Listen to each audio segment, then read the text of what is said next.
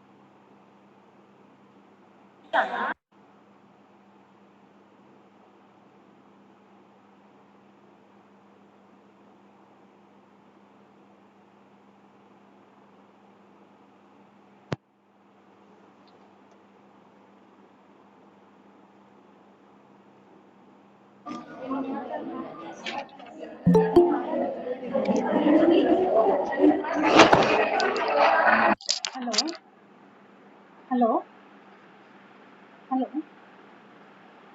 Sir open అవుతుంది ఉంది ఇచ్చాను కదా స్క్రీన్లో ఉన్నాయి కదా మీరు యూట్యూబ్ ఓపెన్ అవుతుంది చూడండి స్టార్ట్ స్ట్రీమింగ్ కొట్టాను కదా చూడండి ఇక్కడ మీకు కనిపిస్తుంది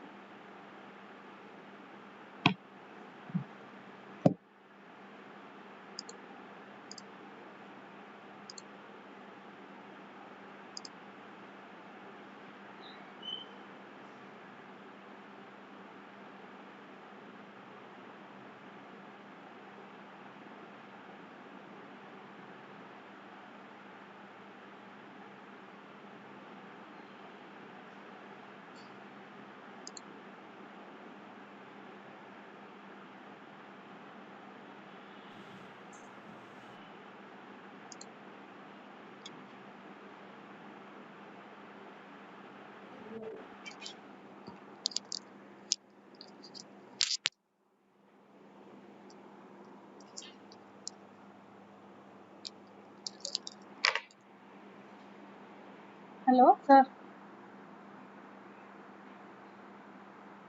నా మొబైల్తో కాదు మన సార్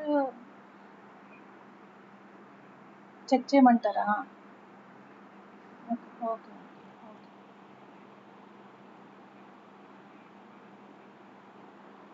ఓకే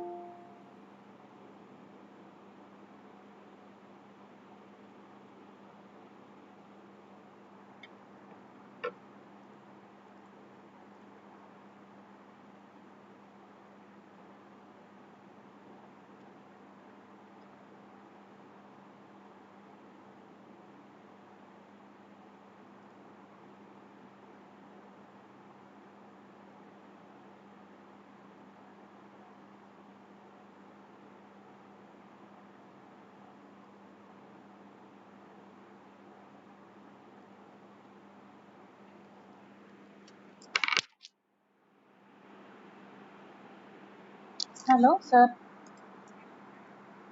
గెస్ట్ ఆయన పేరు కనిపించట్లేదు అసలు.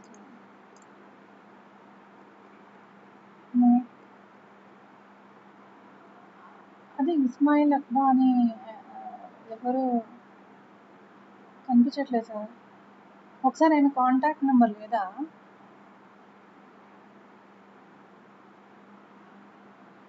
ఇస్మాయిల్ అక్బా అని లేదు, జాయిన్ అవ్వలే.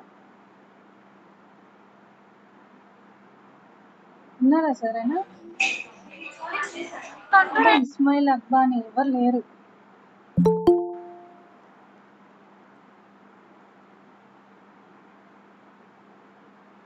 స్టూడెంట్స్ మరి ఎవరు అడ్మిట్ తెలియదు, కానీ ఇక్కడ 100 మెంబర్స్ అయితే ఉన్నారు. ఇంకో 5 మెంబర్స్ని అడ్మిట్ కొట్టాలి.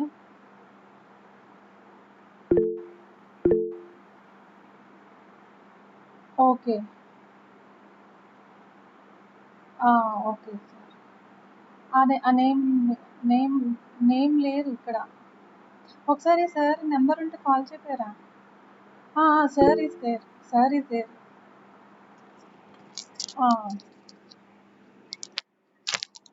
అవునా? నేను ఇంకో లింక్ మరి ఇక్కడ నాకు మీకు పెట్టాను కదా ఫొటోస్, ఇది రాలేదా?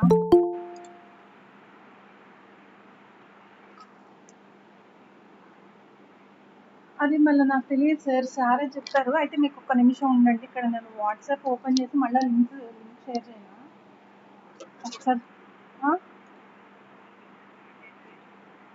స్టార్ట్ చేసిన తర్వాత ఇద్దామా లింక్? సరే సరే, okay okay okay.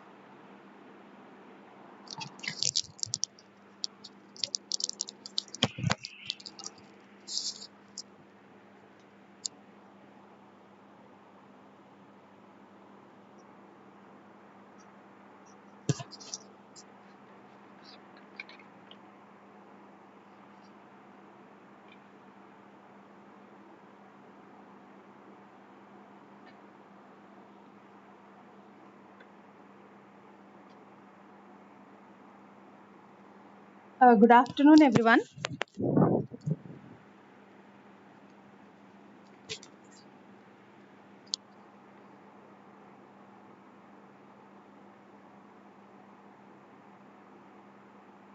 May I know my voice is audible or not?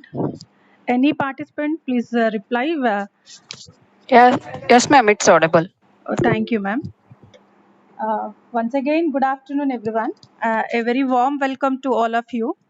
We are delighted to announce that Vardhaman College of Engineering has been honored with the prestigious IIC Mentor-Mentee Scheme for 2023-24 with generous funding assistance from the Ministry of Education's Innovation Cell, Government of India.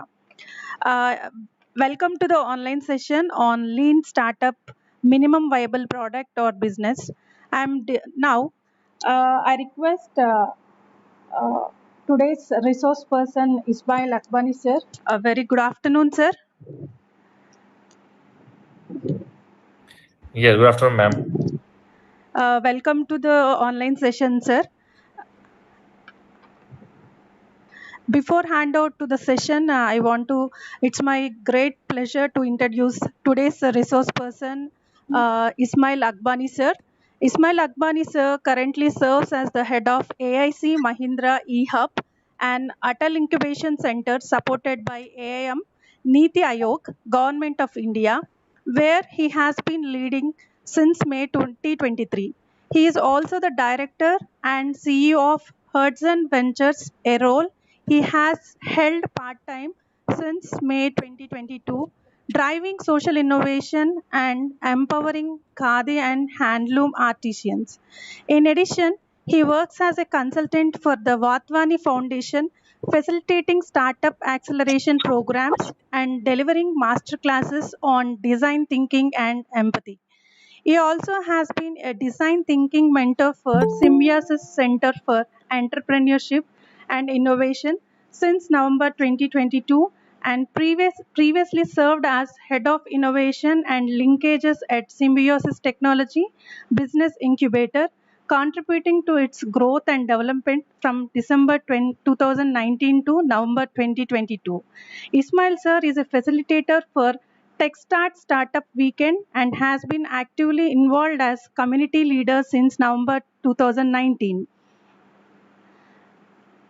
Uh, Coming to the educational details, he is pursuing business model innovation for Khadi enterprises using design thinking at IIT Delhi and MTech from Visvesvaraya National Institute of Technology Nagpur and MBA from Institute for Management Technology and Ghaziabad and BE from North Maharashtra University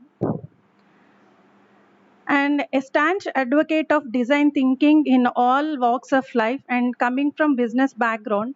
Professor Ismail Akbani is passionate about promoting the spirit of entrepreneurship and innovation among the youth. With over 13 years of professional experience, he has actively engaged with the startup ecosystem for over a decade. He has received multiple grants from the Government of India for entrepreneurship promotion initiatives. He has the honor of delivering keynote talks and workshops and being a jury member at prestigious organizations such as IIT Bombay, IIT Kharagpur, Rotary Club, AACTE, AWS Community, Hong Kong Startup Fest, Vadvani Entrepreneurship Network, IIT Goa, and the Ministry of Education's Innovation Cell, among others. Ismail has designed and delivered mentoring, training, and consulting interventions of corporation innovation centers, startups, as well as academic institutes, and he also serves as a mentor at a few incubators across the country. So, thank you, sir, for joining with us, and we are excited to have you here and look forward to your presentation, sir.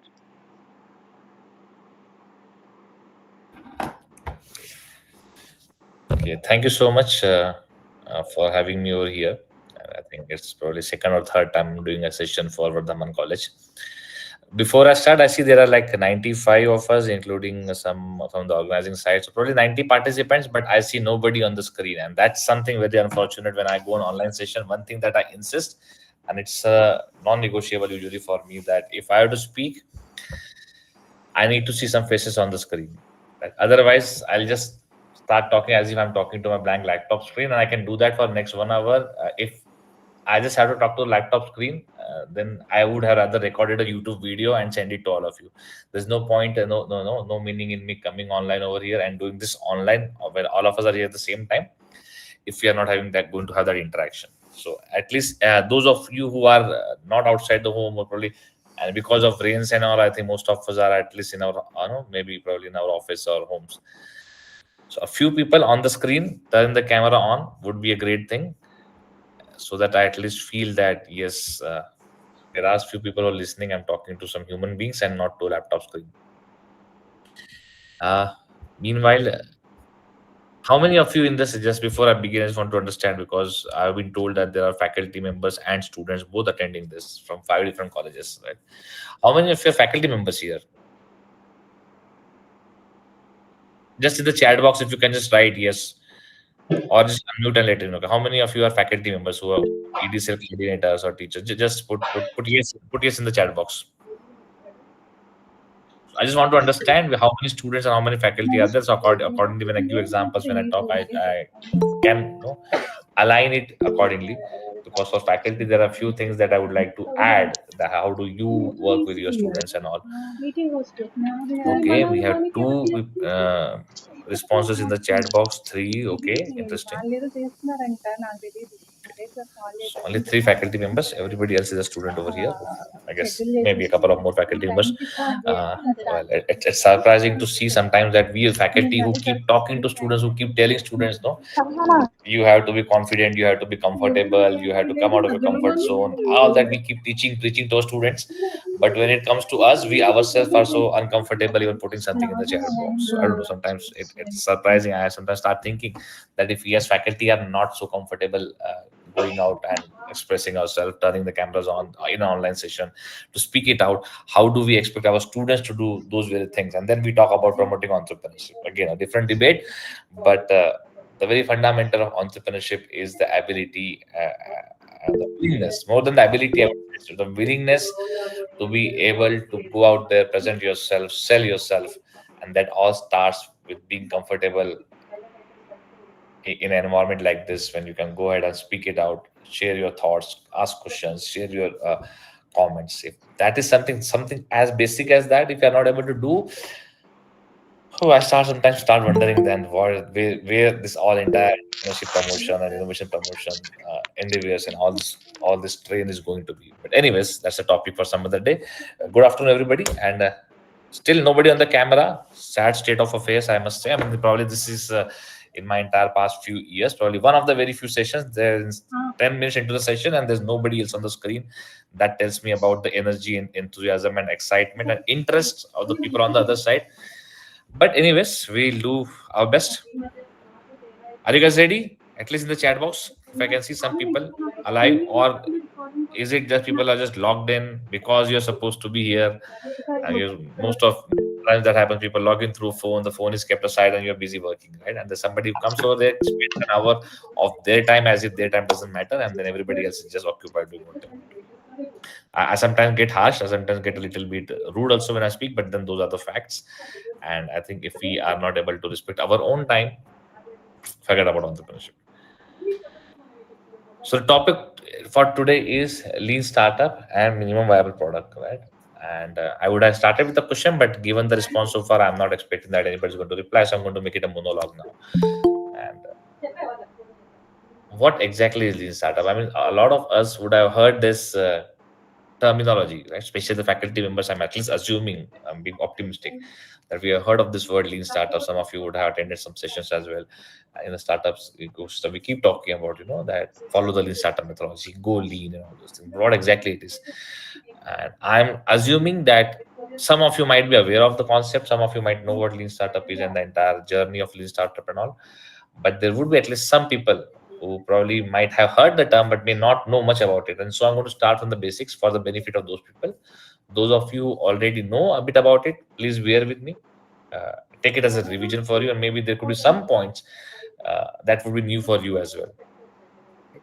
So I'm going to quickly run through a couple of slides, and then what I'm going to do is, rather than an entire slide, I have created a very small booklet on lean startups and MVP, where they've done everything in details, and I'm going to share that booklet at the end with participants as well. So rather than going through a slideshow, I'm going to actually project that booklet over here, and we'll run through that booklet. So yeah, I hope the slide is visible.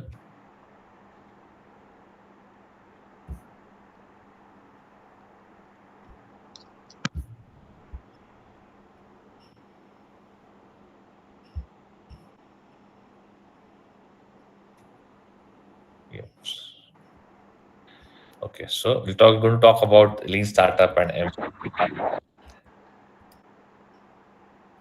the entire genesis, the entire fundamental, if I had to sum it up in one sentence, it is, a quote that one of my favorite quotes is from Stu Blank, who's in a way known as the father of the lean startup movement.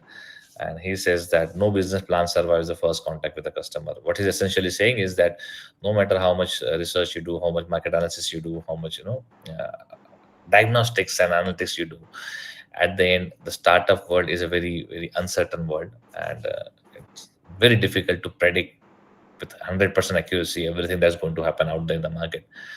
And so you might plan a lot, you might work on refining your plans, but the moment you actually go to the market, get in touch with the customers, through launch your product, almost all the times, you'll realize that something or the other doesn't work, doesn't fit the way we thought it will fit into the market. And that's where the importance of approach like lean startup or design thinking becomes very important, because it helps you minimize your losses and help you understand, validate your ideas, validate your product features, gain confidence that what you're building is something that people actually want, without investing, or if I may say, wasting a lot of time, energy, money, resources. And the entire thought comes from this one quote that, there's always going to be something that will not click with the customers. Right? So I'm going to skip this slide because this requires some kind of interaction, which I'm not going to be having over here. So let me stop sharing this slide. I'll come back to the slideshow later, and I'll share something else. Where is this? Yeah, we have it here. Okay, do we have? Can we present it? Can we?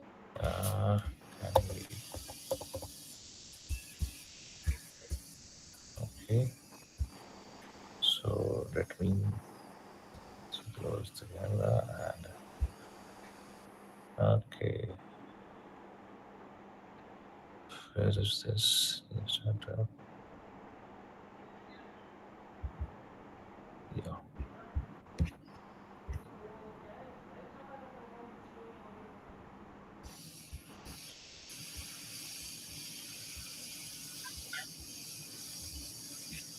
So I hope the screen is visible to everybody.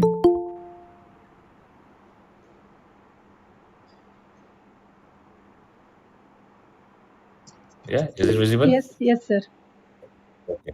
So just a PDF that I said I created, and I'll just go run through the PDF only, and then we'll have some discussion if there are any questions or anything on the lean startup. This written is 10 to 11 pages booklet kind of thing that I put together so that you can go back and read to it as well. And all the basics I've covered over here.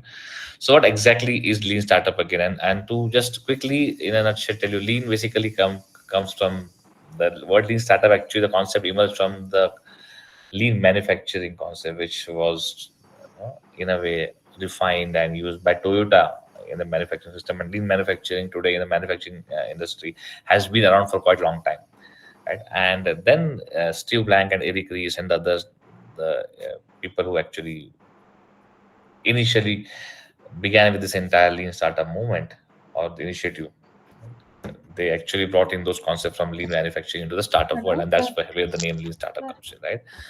So if you see, lean basically is maximizing value, where reducing waste. Basically, the concept of lean, there's something called Lean Six Sigma as well, right? So I used to teach Six Sigma at some point of time, and in there's lean management also. The lean basically means reducing the waste. Those of you coming from engineering background, mechanical, production, industrial might know this. Operations management. Right? So when we say that we are going lean, what we are essentially saying is that we are reducing the waste in.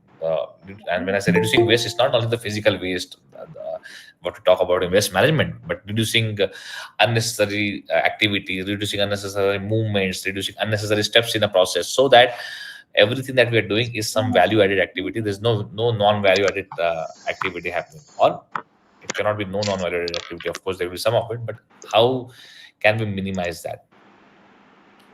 And that entire concept of lean manufacturing was then brought to the lean startup, that how do we get to the market, how do we build a startup without wasting resources unnecessarily, because there's a lot of resource wasting that happens in the startup world if you go by trial and error method, that if you just keep doing it, go to the market, build products. And a lot of people do that still today, because of the lack of awareness or some other reasons. But people spend lot of time, energy, money, resources, thought process, brainstorming, all those things to come up with come with products which are loaded with features, and then when they go to the market, they realize that nobody wants to buy them, and then everything goes for a waste. So how do we reduce that waste? That's the basic concept behind the startup. That how do we build a startup without wasting anything?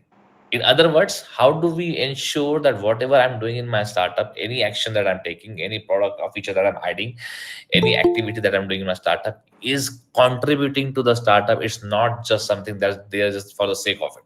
That's the overall genesis of a lean startup, right? And how does it differ from the conventional method again?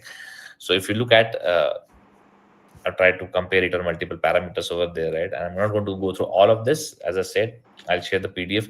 So I'll share a Google Form link in a while, and you can fill the Google Form. And all those who fill the Google Form, the moment you fill the Google Hello, Form, by sir. default, there will be a mail coming to you with the attachment Hello. of this document. అవునా మరి ఇక్కడ So అయితే start one of the చేసినప్పుడు important start scheming అని aspect పెట్టేశారు. is, నేను you అదే know, continuous చూస్తున్నాను. customer development versus upfront వచ్చి market ఇక్కడ research. Conventionally, కనిపిస్తుంది what do is we go to the market, we do some surveys, we do some market research, the data నాకు. comes in, and based on that market research, then we say, okay, this is what people want, let's build this product. ఇదిగోండి ఒక్క నిమిషం. In the lean startup methodology, while we do that, the initial market research, of course, but this continuous engagement, continuous customer discovery, customer validation, customer development that keeps happening. So it's not just that once I got the data, I'll build a product. No, I keep going back to the customer in between while I'm iterating on the product. So the customer becomes an integral part of helping me build the product that they would love to have. Right? Then there are a lot of other factors on which the conventional versus the lean startup methodology differs, right? So one is again in the lean approach, we take small bets, we build up some small MVPs and then go to the market and then test it, rather than building a fully functional product and then realizing it doesn't work. So the investment required is in small chunks as compared to large initial investment that is required in the conventional method. Now, this is very important because a lot of times when we work with startups, especially young students and startups, when they come to us, or when we talk to these young students, youngsters, and we try to encourage them to go down the entrepreneurship path, one of the objections or concerns that is raised is, sir, we don't have money. No, I don't have initial investment. That is one thing. And second is, a lot of times when these youngsters, when they get into building a startup, the very first thing they start thinking is, okay, now I'm building a startup. I have registered a company. I have a domain name. I have a visiting card with CEO in my name. What I need now is funding. I need investment. So they forget about building the product, they forget about the customer, they forget about the problem they're supposed to be solving, right? And the solution they're supposed to be building. The entire focus goes on funding. So sometimes I tell people, are you there? Uh, are you running the business for the customers to solve a problem, or are you running the business to keep raise money? In fact, there's a quote in the incubator where I'm sitting in our office. I put there that money for funding for business is like petrol, gasoline. You need that petrol from time to time for your vehicle to run, but you don't buy a car just to visit from one petrol pump to other petrol pump to other petrol pump, right? You don't just wake up in the morning and say the entire time I'm just going to go to all the gasoline petrol pumps, I'm going to keep filling petrol in my vehicle. No, you just fill the petrol when required, and once you're done, you move ahead, and the purpose of the car is to help you with the journey, not just to keep consuming fuel. Same with the is to help you go ahead with your startup, but your purpose is not to just move from one funding to another funding and just keep focused on that. Unfortunately, that is what happens, and that happens a lot of time because you're following the conventional method. You're just going through that agile method, which you want to build everything first, and to build everything first, you need a lot of investment, right? But if you go the lean startup way, what you're doing is you're essentially reducing the entire startup journey into small chunks, into smaller prototypes, smaller MVPs, and then you're going out testing them, and that in some way reduces the investment required. It may not make it zero, and in some cases it may still not have much effect on the investment, but in most of the cases it does help. So if investment is something that's bothering you, that's stopping you from getting into startup world, I would suggest that you start understanding, learning more about the lean startup methodology, the design thinking methodology, and then see how that would help you go ahead with minimum investment. And then the metrics differ in terms of lean startup and conventional thing. Another thing is, in conventional approach, failure is looked like as a setback, uh, as a bad thing, and that's rightfully so, because you invested so much into it, and now you go to the market and it doesn't work. But in lean startup, we know right from the beginning that whatever I'm going to do, I'm running experiments. And in fact, we'll talk about it. So when we say lean startup, when we talk about the journey, we talk about running experiments. And experiment is an activity where the probability of failure, by its very definition, is at least as much as the probability of success. Right? So experiment is activity where at least 50% chance of failure is there. So when I'm saying that I'm doing experiments in the lean startup approach, I'm right in the beginning, upfront acknowledging, accepting, and embracing the fact that we're going to be failing. But those failures are also going to learn us. So the entire journey is designed in such a way that I'm conducting some experiments, I'm doing some tests in the market, I'm trying to understand the customers. If it works, fine, I'll move ahead. If it doesn't work, if I fail, I'm going to learn something. And that learning also is structured. It's not haphazard. It's not just okay. Well, I'll do it the way I want to. Just like in scientific experiments and science research, when we do some research, when we do some scientific experiments to figure out new theories or new relationships between different variables, everything's planned in a structured way, right? And then whether that relationship comes out to be positive, negative, whether we are able to establish or prove that, or we are unable to prove it, whatever it is, but we are able to draw a conclusion, right? That okay, this works, this doesn't work, this relationship exists, or this relationship between the two variable does not exist. But we are still able to draw the conclusion because everything is structured. So in the same sense, in the lean startup approach, again, the startup world cannot be 100% structured. So of course there's an art element to it, there's an element of chaos and uncertainty to it, but to some extent, at least the validation, the understanding of the customers, we put it in a structured way, right? Then again, the time to market in a lean startup is less because we jump instantly into the market. And when I say jump, it's not that just you get an idea and jump. What I'm trying to say is that you build smaller prototypes, MVPs, right, as I've been talking about, and then you launch those in the market rather than waiting for a full feature product. Okay. And then there are other features as well, other points of distinction that I'm again not going in details. As I said, I'm going to share this entire document. You can go through it. The core principles of lean startup, again, basically entrepreneurs are everywhere. So what they say is that you don't necessarily have to be running a startup, right, or having a startup to apply the lean methodology. You could be working in an established corporate in a big firm and still apply the principles of lean startup in that organization as well. Second, entrepreneurship is all about management, right? So startup is not just a product; it's organization, right? And organization requires the next 3 points actually we're going to learn in details in the next one. Validated learning, innovation, accounting, and build, measure, learn is something that we're going to go in details. We'll start with the build, measure, learn, right? So build, measure, learn is at the core of a lean startup methodology. What it says is that you build something first, you put it into the market, simply put. So we'll go in details, but just if I to sum it up in one line in a very, very basic layman language, not in a technical parlance, but very simply put, that you build something, you put that into the market with the customer, hand it over to the customers, right? See how the customer reacts, how the market reacts, right? And then measure some data out of it. So now what do you build, what do you measure, we'll talk about that. And then from whatever you measure, you learn something. You make some inferences, you interpret, you make some interpretations, you analyze the data, you make some predictions, and then you again go back and build something the next iteration, right? So that's how the cycle works. So again, everything is, the text part is over there. I'm not going to read it, but the build part is, again, as it says, it's focused on creating a minimum viable product. We'll talk about what MVP is as quickly as possible. It's basically simplest version of your product that allows you to learn something. And what do you want to learn? That also has to be determined beforehand. As I said, it's a structured process. So you have to plan everything first before you even go to the market. But planning here is not planning the features of the product. Planning here is planning about the experiments, planning about the tests that we're going to conduct. Right? So one thing is, of course, in the lean startup, speed is very crucial. Then we focus on the core of the product. So there are a lot of, in any product, there are some features that are very core. They may be satisfying functional need, they may be satisfying some emotional need, they may be satisfying some social need, no matter what. But there are certain core needs, core requirements, core expectations that are there. And then there are some auxiliary supporting features that are there just to add to the touch and feel, to the look, to the aesthetics, to the appeal of the product, all those things. But in the lean startup, the initial days, the focus is on those most critical features, and these features lead to are linked to the critical hypothesis.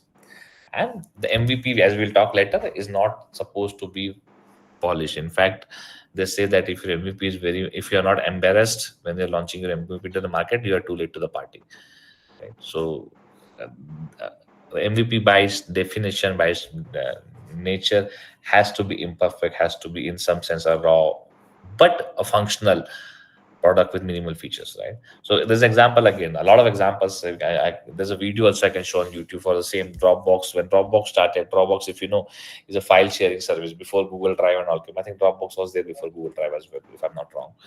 But they created a service where you could upload anything on cloud. Now cloud is a term we use now. I think I'm not sure whether they used the term cloud back then, but you could just upload everything on Dropbox and share it across devices with different people, all the data, just like we do it on Microsoft OneDrive or Google Drive now.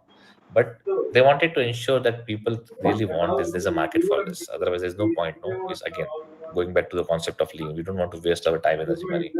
So what they did, instead of building a fully functional product, right, what they did was they just created a video that demonstrated how this product will work. The product was not there. It was a video that if the product, when the product is ready, this is how it will work. It's a promo, and they put it online, and they asked people to sign up. They said, if you're interested to buy this, please sign up here, right? And that helped them understand that okay, so many people are willing to sign up, giving their email ID, because a lot of times, we are reluctant to even share our email IDs on a lot of. I go to a lot of platforms where they're saying, we'll give you a free ebook or free template or free this, free that. And sometimes you're tempted, you go to that website, but then there comes a pop up and they say, okay, enter your email ID, and then we'll send we'll give you this, right? Or we'll give send this to your email ID.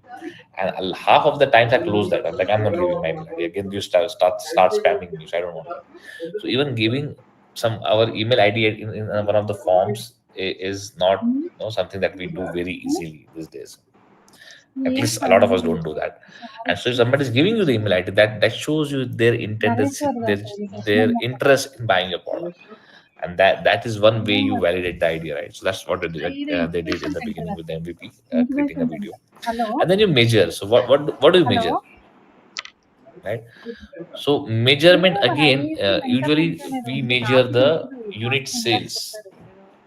That's very nice. Okay, I'm building a product. How many subscriptions I'm getting? How many people are downloading my app? How many people are registering on my website? How many people are visiting my website? How many people are buying my product? That's one way. But we need to understand there are multiple other metrics as well, right? So, and depending upon the industry you are in, depending upon the type of product it is, right? Sometimes you also need to see how many people are coming back, what is the repeat customer percentage, how many people are taking my service, are subscribing to my platform for 1 month, but next month they are not renewing the subscription, right?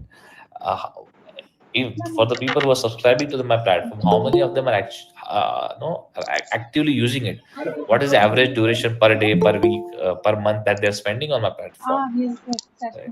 So all those important data that matter to your business in that context, that you have to measure and analyze it. Right. So again, this is an Airbnb example given over here, that when they were trying to understand the market, they did not just measure the number of bookings, but they also track how many, how many people received a booking within 24 hours after they put their property on Airbnb, or how many guests returned to the same property next time after booking. What was the average rating? So this beyond just the number of booking, this parameters, this uh, metrics, as we call them, help you understand the entire business landscape in a better way. And then based on that data, you make some interpretations, you make some inferences, right? You can try to connect the dots, you see what patterns are emerging, what are the trends coming. What if you try to cluster those data points and try to put them into multiple baskets and do figure out, okay, what's the major dominating theme over here, what's the underlying dynamics that's happening in the market out there. So that's the learn phase. And then based on the learning, you make some decisions, and then you go back and you improvise, you make some changes and go back. So again, Zappos, I don't know how many of you heard of this, but Zappos is a very popular example in the startup ecosystem. Whenever you talk about MVP, any discussion on MVP typically is incomplete usually without a discussion of Zappos. And what they did was, Zappos was one of the first, if not the first, I think, one of the probably the first actually website that started selling shoes online. Now, back in the day, this is years ago. No, I'm not talking about. We're not talking about past 3 5 years. It's long back, when even normal online shopping was not as much, easily accepted or adopted by a lot of people. So buying shoes, they were not sure whether people will be comfortable buying shoes, because when you're buying something that you're wearing, shoes, clothes, stuff like that. So there's issue of size, fitting, and all those things as well, which online is very difficult to judge. But they said, let's try this. And so they did not want to spend a lot of time, energy, money. They did not want to waste. What if they had bought them 1,000 pairs of shoes, put them online, and then nobody bought them? They would have, had to somehow manage with that inventory, sell it off at discounted price, and incur some losses. They did not want to do that. And plus all the time, energy they would have spent on putting, writing the creating the code and stuff like that, everything, at the back end, creating a back end inventory management system platform and all. So what they did is say they created a simple website where they put photographs of shoes from local stores. So they went to the local shoe stores around. They would go there, click photos of the shoes that were on the display that were for sale, and check their price. What is the price they were selling? And they would come and they would put those shoes on the website, and of course add their profit margins to this in the selling price. And when somebody would place an order online, right, they would then go to the store and then buy those shoes. And then ship them and make the commission. This allowed them to test whether people are actually ordering it or not without holding their own inventory. And once they started seeing that, okay, there's a huge demand, a lot of people buying it, then they started building their own backend store, having their own inventory and all. So that's the learning part. How do you use this to understand the market dynamics? Now, another thing is innovation accounting, which I'm going to keep very light for now because this is something that we need to discuss when you're doing a longer duration. We start up, workshop or something. We talk much about this, but just for your understanding, the difference here is that in traditional method we focus purely on the financial returns. That if I'm launching a product into the market, what is the money I'm making? But in this lean startup approach, in the early days, I'm not focused on making the money. When I'm launching the MVP out there, the purpose is not to earn money out of that MVP. The purpose is to learn, right? And so I'm trying to, rather more than financial accounting, I'm focusing on the innovation accounting. I'm focusing on the metrics that help me and learn more, understand where I'm doing right, where I'm not doing right, what's in the future, what should I be doing next. That's the focus, right? So some of the metrics that we focus is customer acquisition cost, customer lifetime value, churn rate. A lot of them, you talk when we do discussions about unit economics and all these things become very important. And the more central thing, central thing is the valid concept of validated learning, right? So, as I said in the beginning, it's more like running your scientific experiment, doing science research, where before you start doing an experiment, the purpose of any scientific research or learning is also to learn about something new. You're trying to understand the behavior of certain metal. You're trying to understand how this circuit will function. You're trying to understand how synthesizing some kind of a compound at some at a no particle size would have the effects on its multiple properties. So a lot of those things, how two chemicals or two drugs when they combine in a certain proportion, in a certain way, right, and treated to subjected to some kind of a treatment, how they would react and how the final compound would come up, what would be the properties. So essentially, we are trying to learn, but we don't just go and do those experiments in a haphazard manner. We plan the experiment. We decide, okay, what I'm going to do, how much of this compound, how much of that compound, what's the test environment, how is the experiment going to be designed. Same way we do it in the lean startup approach also, in similar fashion, not exactly as it is, but in a similar fashion, taking that in some kind of inspiration from that method. And then we decide, okay, what are my in scientific research also, you have hypothesis. Even in social science research, you have hypothesis before you go out there to collect data. In social science research as well, you have some hypothesis that you plan and that you come up with based on your secondary research, literature review and all. Then you build those hypotheses and then you go out there, collect data, and then you come and test the hypothesis. The only difference is in the conventional social science or scientific research, the focus is on hypothesis testing using all the sophisticated statistical tools and techniques and statistical methods. Here we give equal, if not more, importance to qualitative analysis as well, to understanding uh, the qualitative aspects of the research that we're doing. Second is the sample size here is not as much as you would do in a typical social science research. So you state your hypothesis. Now we'll talk about hypothesis. Basically, is nothing but the assumptions that you are making, right? What are the assumptions that are driving my business? Every business that you come up with, every startup has some assumptions. One of the basic assumptions is that the problem that I think is a problem is actually a problem. I'm assuming that's hypothesis, right? That people actually have that problem. Second hypothesis is again underlying hypothesis that people want that problem solved, right? In the way that I am solving it, and they would be willing to pay, right? So that's another hypothesis. Willingness to pay is another hypothesis. uh, the solution that I'm building is the most effective solution. Again, another assumption.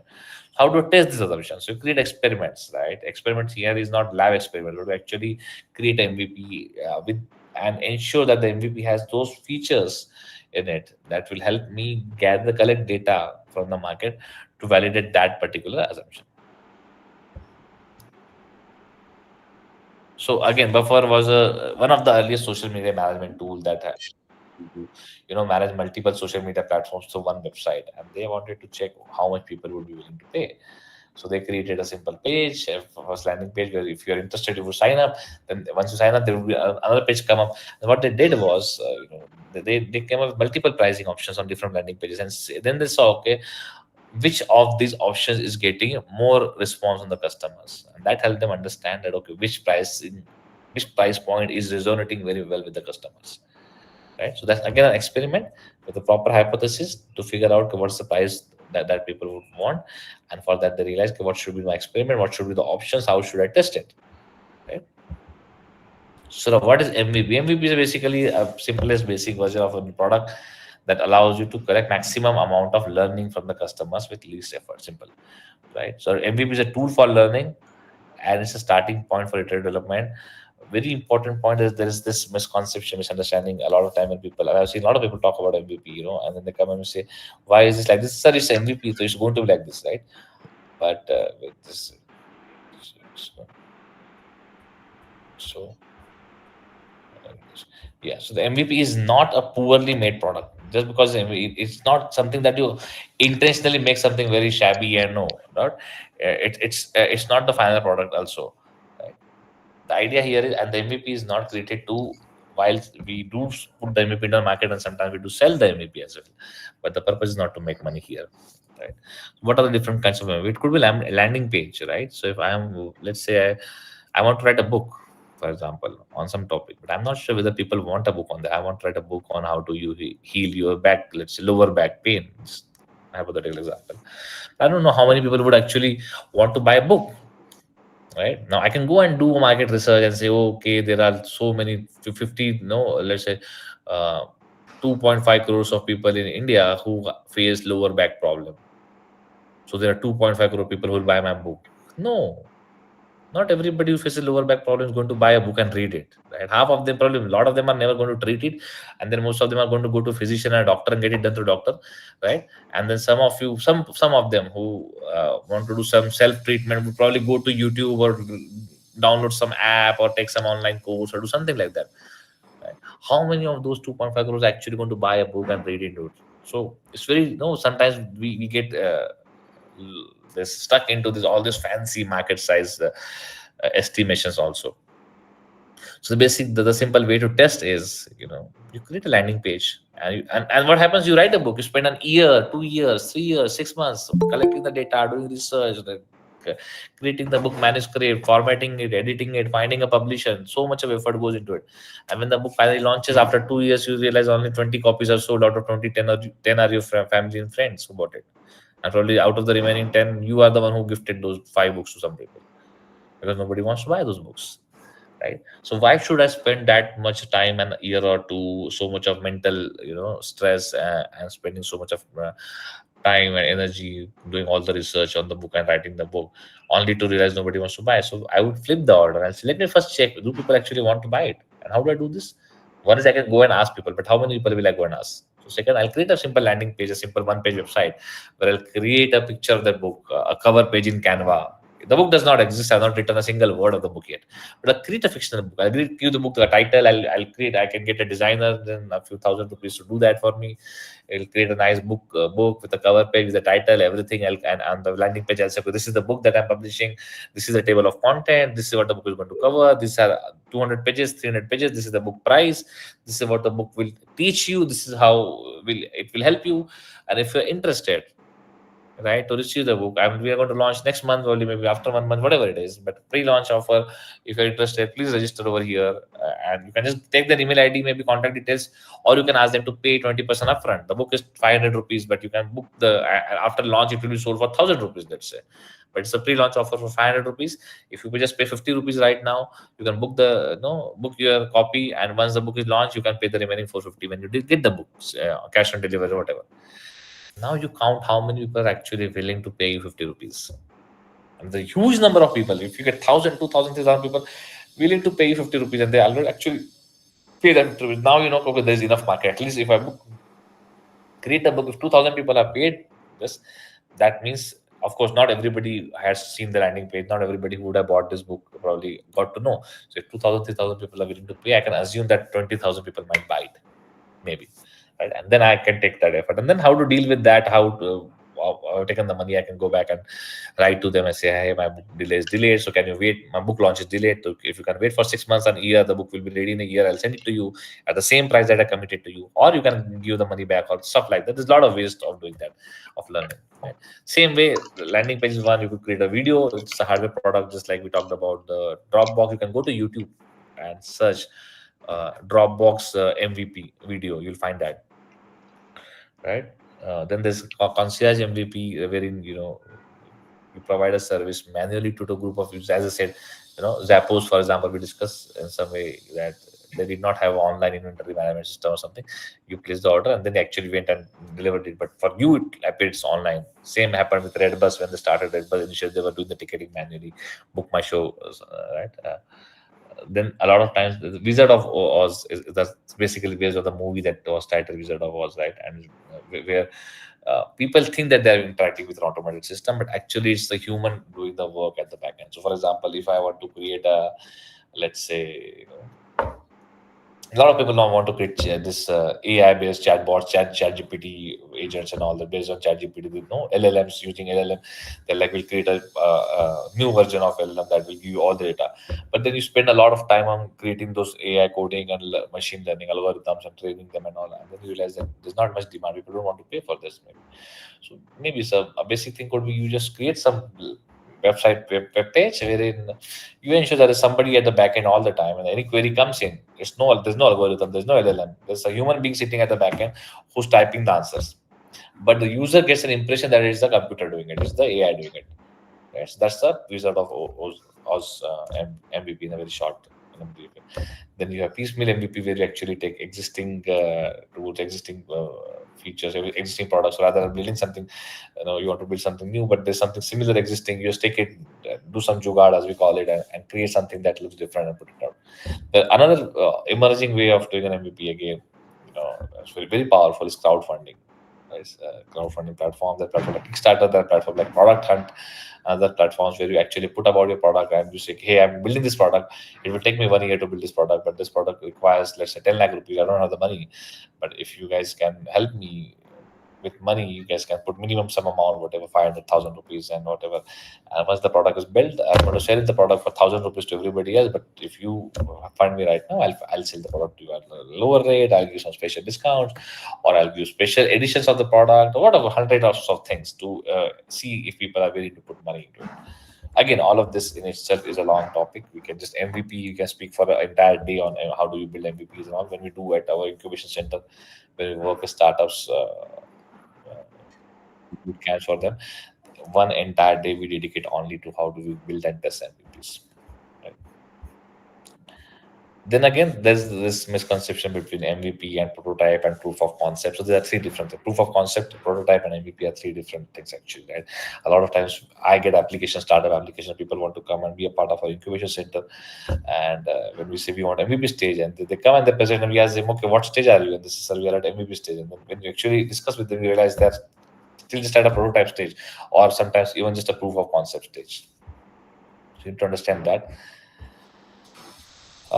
And then I'm just going to skip this part because again, this requires some kind of a discussion and all, which we're not having right now, and probably is a little bit more on the heavier side. So I don't want to get you scared with that, but I'll just go through a presentation quickly, and we'll see how there's some other stuff.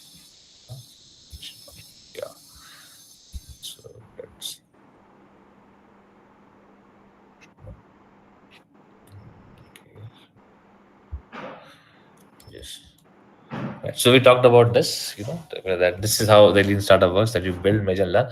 Typically, conventional method, what happens, you're just building, building, building. There's no focus on learning, understanding the customer, understanding the market. Right? Now, every startup, as I said, a startup in its early days is nothing but a set of assumptions, right? And what is an assumption? Is an ideal explanation for something that is based on known facts, but that is not proved. It's something that you feel that there's a market, but you're not proved it, right? So you need to test that. And how do you test? That's where the MVP comes into picture. So again, just to brush it up, this slide actually presents in a more of a pictorial way. What is the minimum viable product? It's the simplest viable product that can be released to test a new business idea. Now, yeah, this is the slide I wanted to actually discuss. So I will close on this. So this is a very interesting, very useful framework or template comes from the website called leadstartupmachine.com, right? So all credits to them and the authors. But they create a very nice canvas. There are multiple canvases that we use: business model canvas, lean canvas, value proposition canvas. But this is one of the things that I usually like a lot. I work with this when I work with a startup. This is one thing that I insist that they should work on. Right. So if you look at the top part, it talks about top left column. There's a customer hypothesis, there's problem hypothesis, there's a solution hypothesis, right? So when basically it's custom assumptions, is assumptions about the customers. So what are your assumptions about the customers? What are your assumptions about the problem, and what are your assumptions about the solution, right? So any typical, when I said startups have work on assumptions, assumption can be categorized into three types. Assumptions about the customer, that this is my customer. That's the first assumption. Is that person, is that segment really your customer, right? So that's one thing. Second is problems. Is that really a problem? Is that problem worth solving? Is the problem really so painful? So that's another set of assumptions. And solution. Okay, the customer exists, the problem exists, but is my solution really a solution that the customer wants, would like it? So you start with those assumptions, and then what you do is, I mean, all those three categories, you list as many assumptions as you can. And then you see at the bottom, there's a box called core assumptions. And again, I'm rushing through this in 5 minutes. This usually we take an hour to just explain this, and we do half a day on this validation only sometimes. But you can go, there's a lot of data available on YouTube also. If you just put validation canvas, there's a lot of interesting videos on YouTube that will help you understand this in much details. And then you list your core assumptions in that box. Out of all this, what are the important assumptions that if these assumptions do not work, the entire business goes for a toss. And then you go create, okay, then how do I test this? How do I ensure that this assumption will work, right? Just like, for example, Dropbox, their core assumption was that people would want to buy a service that allows them to share files online. Or for Zappos, the assumption was that people will be comfortable buying shoes online. That's the assumption. If they don't want to buy shoes online, then everything else, no matter what discount you're giving, how amazing your website is, how many types of shoes you have, what is your huge product variety, what is your service time, service level, what is your delivery time, you're giving free delivery, you're giving 1 day delivery, all those things don't matter if people are not comfortable buying online shoes. Then nothing else matters, right? So that's the core assumption they wanted to test. So they said, okay, that's one of our core assumptions, right? Now, how do we test? Then they say, okay, let's do something like a website, and we'll just click photos of shoes from the stores, put them out there, and see how many people buy, right? So that's how you test those assumptions using MVP. And then what will happen at the end, either that assumption will be validated, right? So either the test result will say, okay, whatever we are thinking, it works, or the assumption will be invalidated. It will not be there. It will not give you the results that you're expecting. So you thought that people want to buy, but only, let's say, in 2 months, only 10 people are ordering shoes online. Then you realize that, okay, there's nothing much into this. There's something wrong. I need to do something. There's something called pivoting that we do, right? That we pivot, and again, that's a different discussion altogether. So that's pretty much about lean startup and MVP. If anybody has any questions, happy to take. Otherwise, we can close this. Dear participants, any questions from your side, please ask.